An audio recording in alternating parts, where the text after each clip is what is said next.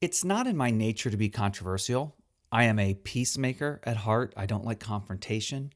And just as Michael so eloquently put it in his 1983 collaboration with Sir Paul McCartney, I'm a lover, not a fighter. I am indeed a lover, not a fighter. But I'm about to say something bold, and hopefully I won't lose listeners because of it.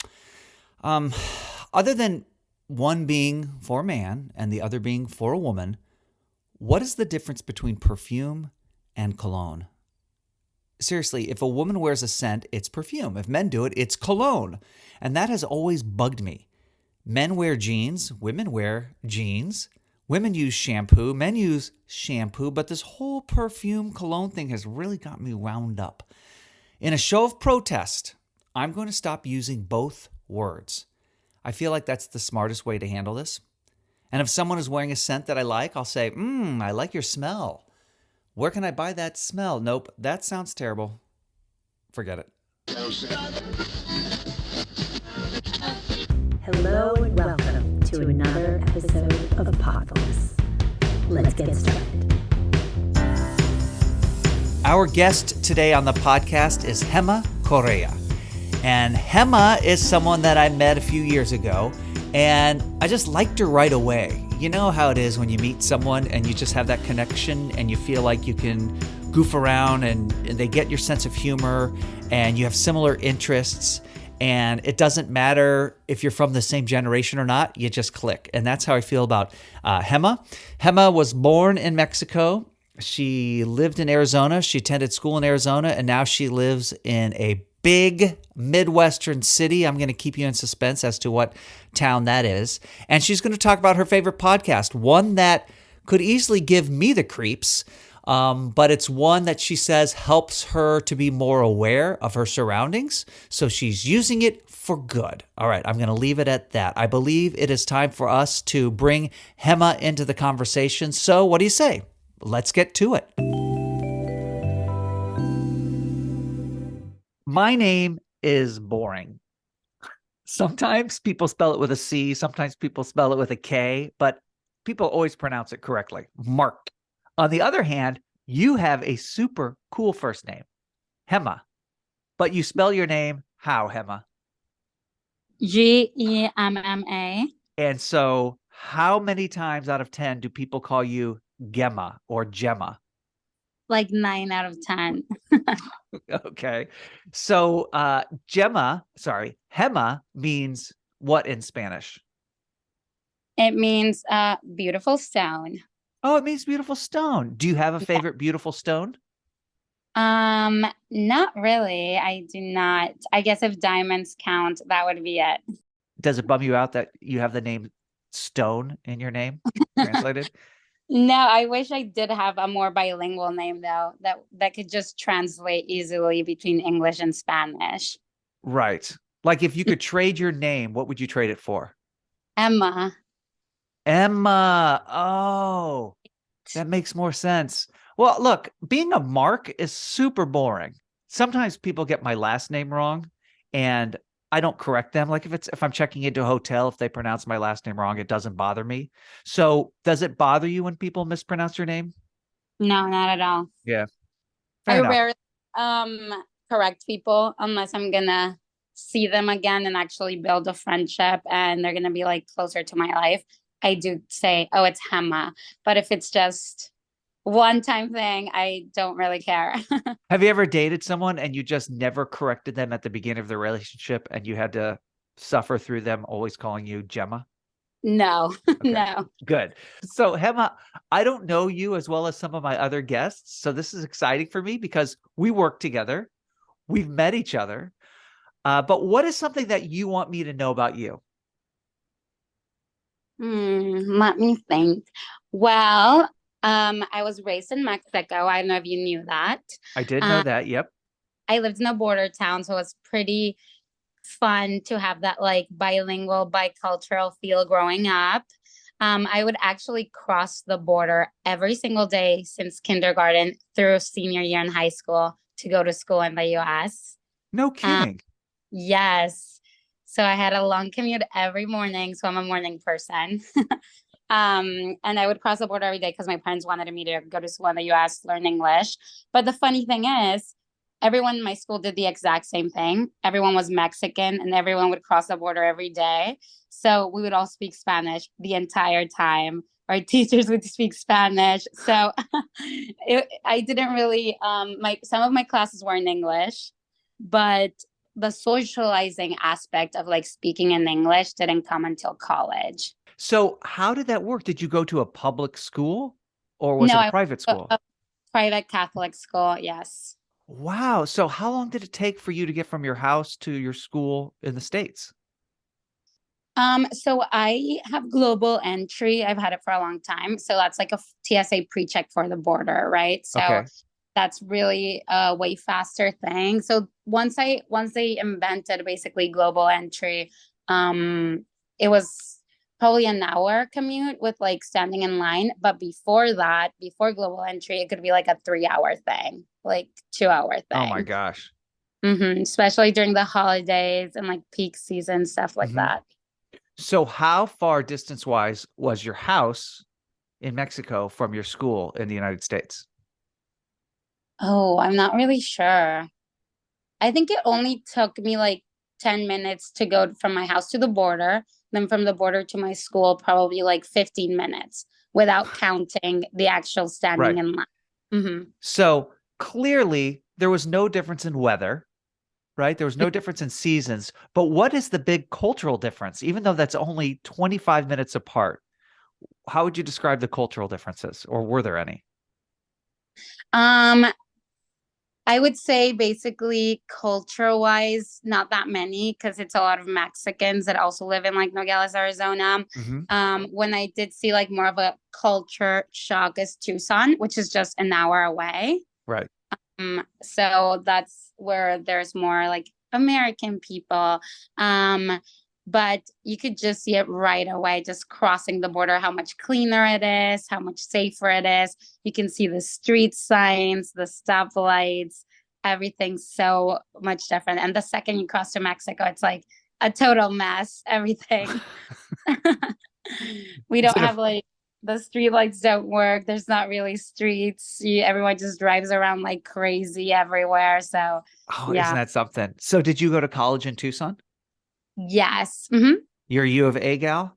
Yes. Yo Vega. Bear down? Yes. All the way. You now live in what major metropolis? Chicago. Chicago. How have you enjoyed winter in Chicago? Was it a lot of fun? It's been good. It hasn't been bad at all. I was really scared. And a lot of people kept telling me, like, oh my gosh, it's going to be horrible, horrible. You're going to run away to Arizona. And I've been telling people it hasn't been bad at all. Yeah. But apparently, it's a very mild winter. That's what I keep hearing. Yeah, that's Uh, true. Yesterday, it was cold, it was snowing. But I went out to have dinner with some friends and I was like, oh, we can go anywhere. There's probably nobody out. And it's crazy that everywhere was packed. You still couldn't get a reservation. And it's so different because in Tucson, if it would just rain, nobody would go out. Like just Right. rain The that world night, stops. the world stops. And here it was snowing, and everything just kept going. And how long have you lived in Chicago? For 5 months now. 5 months, and you've already created friends. How did you do that, Hema? I mean, I know you've got an amazing personality, but how do you make friends in that short of time? So actually, I did know a girl that's from my hometown, same as me, like went to the same school. She's 2 years younger than me, and she moved here like 3 months before me. So I moved to the same building, and she works in a huge office with a lot of people. So I got to meet her friends, and then I downloaded Bumble, which is like a dating app, hmm but you can use it to make friends. So it's called Bumble BFF. I did not know that. Okay. Uh-huh. That's So I good to know. yeah, I download it and I'm like, okay, I'm gonna try it out. I need to meet some people. I don't have an office here, so I need to find a way. And it's funny because I actually never used dating apps before. So I download the app and I meet the first girl that I meet there. We go like to grab a beer on the Riverwalk, and she's actually from Mexico, raised in Mexico. she married a guy from Chicago. So she moved here, and it turned out we had mutual friends from Mexico. So we become like instant besties, and we're super close. Oh, that is great. That sounds like it should be a commercial for Bumble. Like Right? it's not just about dating, it's about friendships and relationships, all sorts. Definitely. You have a big family Yes, I do. and you grew up in Mexico, but did you have a ranch down there? Yes, yes. So what was on the ranch? Horses, I imagine, but any other animals? Yes, horses, cattle, chickens. That's basically what we had in one of the ranches. But my uncle actually has another ranch that's closer to the city I grew up in. And it's funny, they well, it's not funny, thankfully, they outlawed having actual animals in circuses in Mexico. Okay. So, well, in my state in Sonora. So circus couldn't have like any more like tigers or camels or that sort of things. So my uncle already like the city I grew up in is super, super small. It doesn't have like a zoo or anything like that. So my uncle got a really, really cheap price for all of these different animals and What? created a mini zoo in the ranch. So now it's like a tourist attraction, and like people buy tickets and go in the ranch. And he has a camel, he has like tiger, lion, all sorts of like different animals, like ostriches. So it's pretty neat. I'll definitely have to send you Oh, pictures. I love that. So are people able to interact with some of these animals? I mean, naturally, you're not going to be able to go up to the lion and pet the lion, but are the other animals, can you get close to them? Oh yeah, definitely. Like the camel will lick your hand, and like and kids love it. Like I said, it's a little town. There's nothing going on. So he made it like a super cheap. I think it's like $1 to get in. Like the equivalent of Mexican pesos. Right. And you can all these kids go and like see the different animals. It's just nice to see how excited they get. For those like kids that aren't able to travel or like go to Tucson and go to the zoo or Phoenix or something like that. Wow, that's pretty great. Now, Gemma, when we got together last time, I was really surprised by how much you knew about music that I listened to and about movies that I've watched. A knock against the younger generation is that they don't care about anything that came before them. Mm-hmm. I know that with my son, he won't watch any movies made before 2012. I don't know why that is. He makes one exception for The Dark Knight, right? That was 2008. That's his favorite movie. It's an amazing film, but he's kind of a snob that way, right? Like there was nothing good before 2012. But you are different. So how is it that you have, I don't want to say you have an older soul because I don't know anything about that, but how is it that you know so much about all sorts of music from across generations?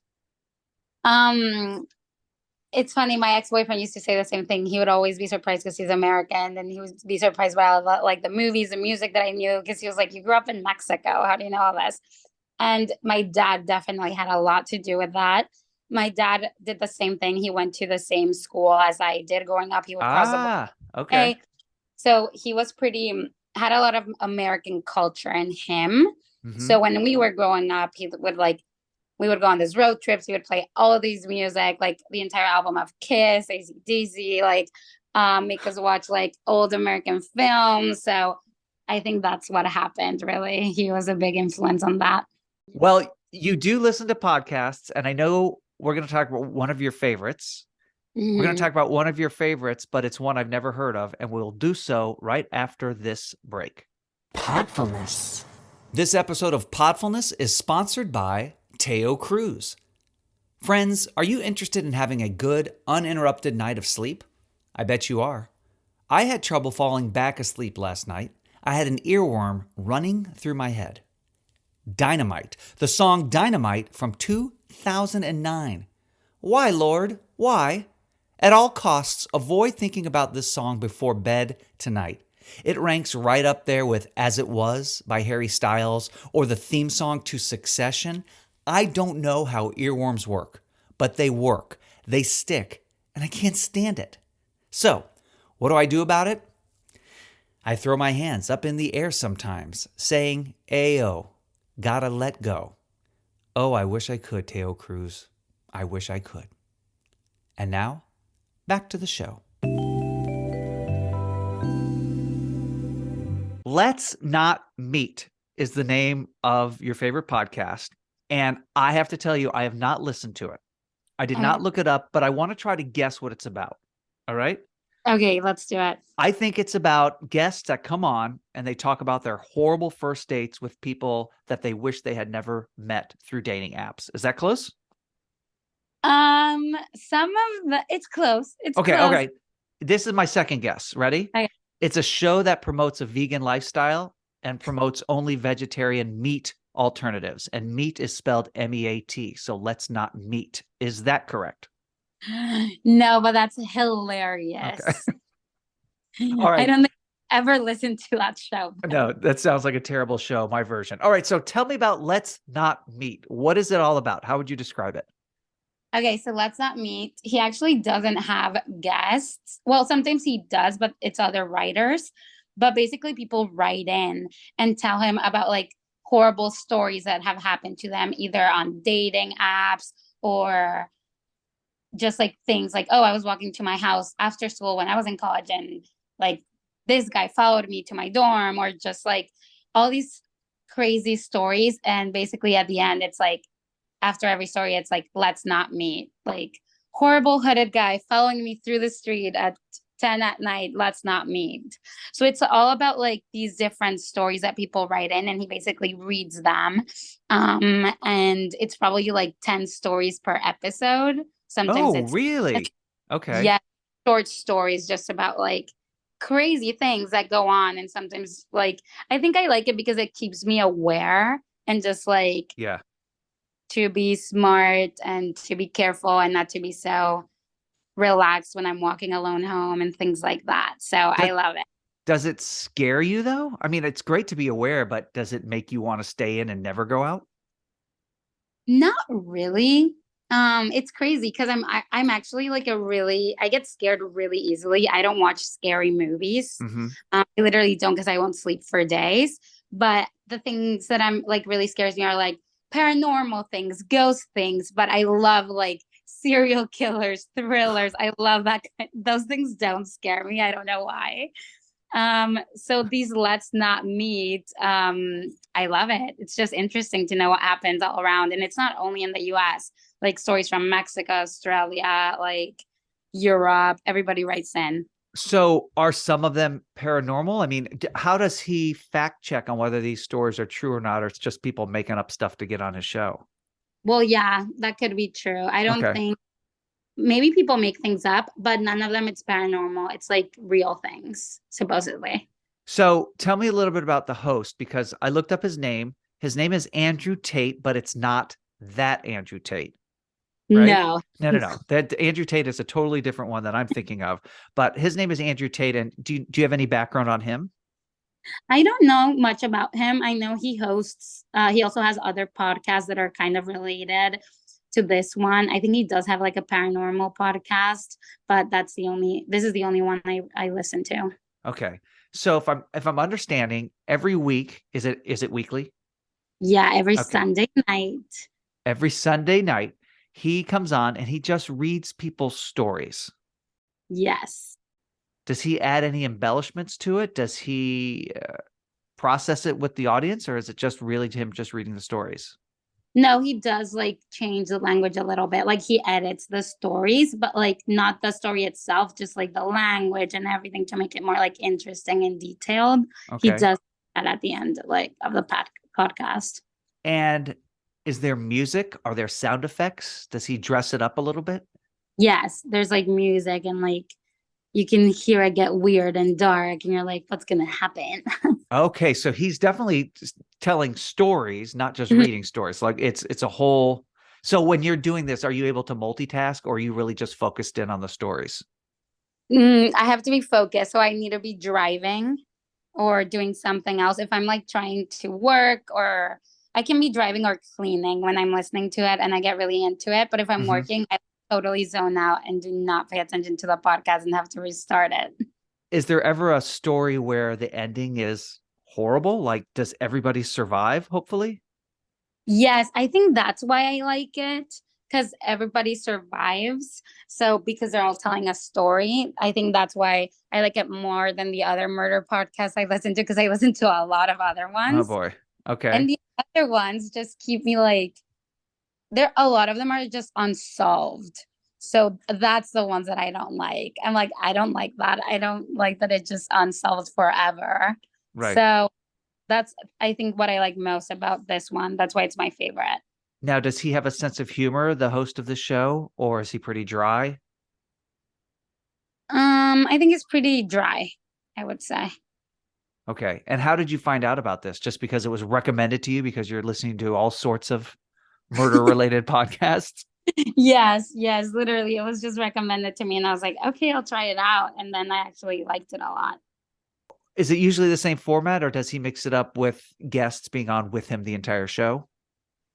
It's usually the same. Sometimes he does have guests and they read like one or two stories.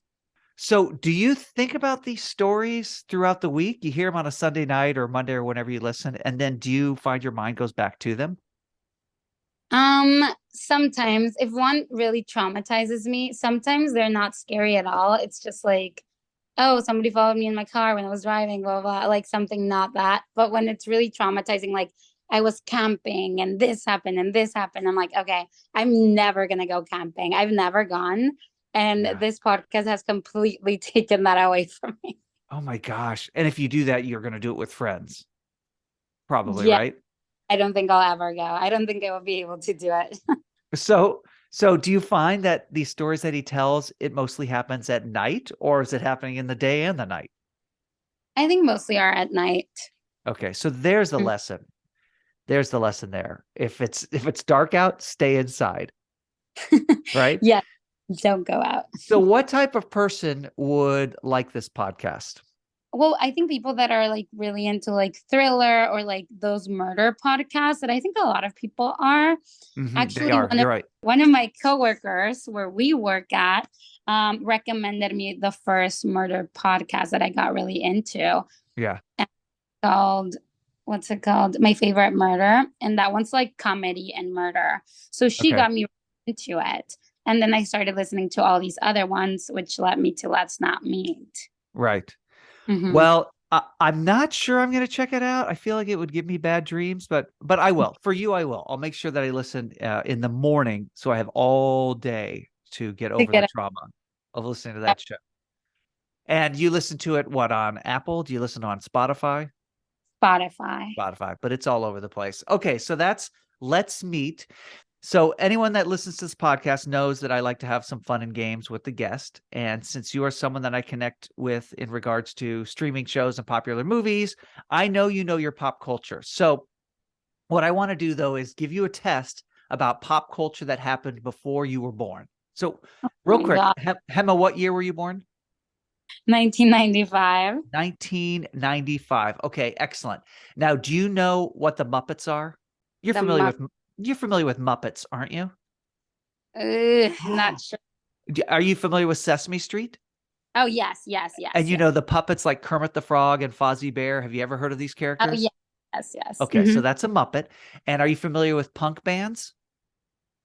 The genre of punk music? I would say so. Okay, so you listen to Let's Not Meet, and this is going to be about Let's Meet on Sesame Street, sort of. So what we're going to do is we're going to play a game called Muppet or Punk Band. Podfulness. Okay. And the game is real simple. I'm going to give you a name, and you're going to tell me whether that is a Muppet or a punk band. Okay, so we've established Muppets started on Sesame Street. It was Jim Henson. They've been in movies. I believe they're on Apple TV now or HBO. I can't keep track, but they're somewhere safe and still having fun. And so what I'm going to do is I'm going to give you a name. Each time you get the answer correct, you'll get a thumbs up. If you get it incorrect, you get a thumbs down. And the idea is just to get more thumbs up than thumbs down. Okay, because there's no prize, Emma. Okay. So I'm going to give you 13 names, and you're going to tell me whether you think it's a Muppet or a punk band. Are you ready to begin? Let's do it. Okay. Johnny Moped. Is that a punk band or is that a Muppet? Punk band. You are correct. It was an English punk rock group formed in South London in the mid-70s. Nicely done. Okay. Gemma, what about Gonzo? Muppet. Muppet. Did you know, is that a fact? Do you know for sure Gonzo's a Muppet? No, but I'll go with it. No. Actually, he's one of the most popular Muppets. He's an unknown species. He's got a hooked nose and he loves doing stunts. Okay. So you're Wow. 2 for 2. Nice. What about Bobo the Bear? Is that a Muppet or a punk band? I feel like that's a trick question. So I'm gonna go with punk band. Punk band is incorrect. He's I just an easily amused and befuddled brown bear on the Muppets. Okay. thought it's too obvious to be a Muppet, so it's not. That's right. Okay, here we go. Flogging Molly. Is that a Muppet or a punk band? Can you say the name again? Flogging Molly. Punk band. That is a punk band. Very well done. Formed in LA in 95. It's a Celtic punk band. All right, here we go. Muppet or punk band. Uncle Deadly. Muppet. A sinister looking blue dragon-like monster who lurks around Muppet Theater. You are right. Uncle Deadly is a Muppet. What about Dag Nasty? Punk band. Punk band. Of course you knew that one. You're a big fan. They were formed in Washington, D.C. in 1985. You are killing it now. You are 4 of 6. Here we go. Constantine. Muppet or punk band? Muppet. Constantine, an evil Russian frog who is Kermit's doppelganger. Very good job. Okay. What about Link Hogthrob? Punk band. No, he is a different pig. He possesses the traits of a stereotypical leading man. He's from the Muppet Show. Link Hogthrob. So that was incorrect.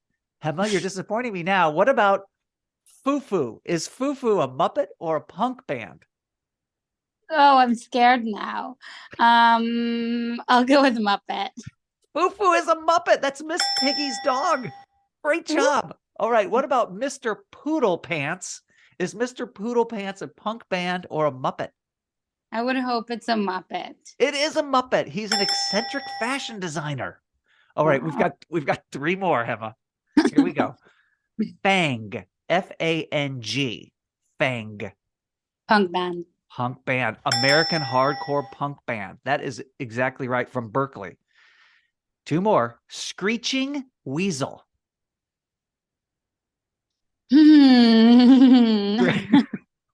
Punk band. Screeching Weasel is a punk band. That is correct. Formed in 86. They had 14 studio albums. Can you name one of them? No. No, I can't either. And then finally, Thog. T-H-O-G. Is Thog a Muppet or a punk band? Muppet. A large, blue, full-bodied monster with a sweet disposition. He was in the Great Santa Claus Switch. He is indeed a Muppet. Gemma, congratulations. You did amazing. How many did I get right? I lost track because you were getting them all right. You have made the Muppets proud. Yep. Well, Gemma, thank you for talking about Let's Not Meet. I'm not sure I'm going to check it out, but again, if I do, it will be daytime. And I appreciate your sense of humor, and I always look forward to seeing you when we have meetings. Yes, thank you so much for having me as a guest. I loved being here. So I have to tell you that had I been the guest on today's podcast, I would have dominated Muppet or punk band.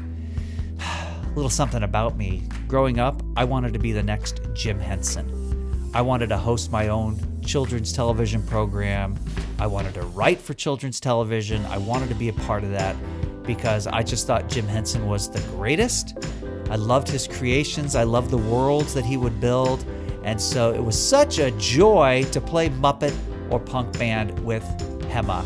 So let's raise an imaginary glass right now in the air for Jim Henson and for Gemma Corella. For Jim Henson for leaving behind a legacy that has made a huge impact on my life, and for Gemma because I'm so happy she's in my life.